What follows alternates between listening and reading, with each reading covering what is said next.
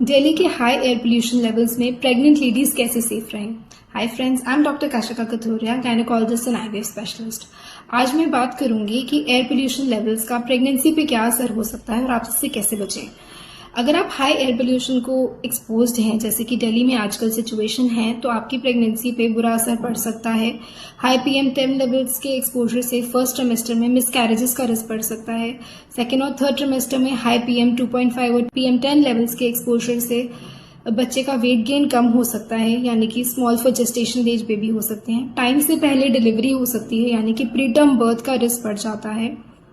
और ज़्यादा एक्सपोजर से IUD यानी कि स्टिल बर्थ का चांस भी बढ़ जाता है, यानी कि बच्चे की जान को वूम के अंदर खतरा हो सकता है। तो हमें क्या करना है? हमें घबराना नहीं है। सबसे पहली बात, अगर AQI लेवल्स 100 से ज़्यादा हैं तो आप कोशिश करिए कि आप इंडोर्स रहिए। अगर आप इंडोर्स रह रहे हैं तो आप एयर प्योरीफायर ज़रूर यूज़ कीजिए। साथ में आप नेचुरल एयर प्योरीफायर्स यानी कि plants, money plant, spider plant, snake plant अपने घर में लगा सकते हैं। अगर आप वर्किंग हैं तो वर्क प्लेस पे कोशिश करिए कि एयर प्योरीफायर हो। उसके अलावा अगर आपको बाहर जाना ज़रूरी है तो आप N95 मास्क का प्रयोग कीजिए।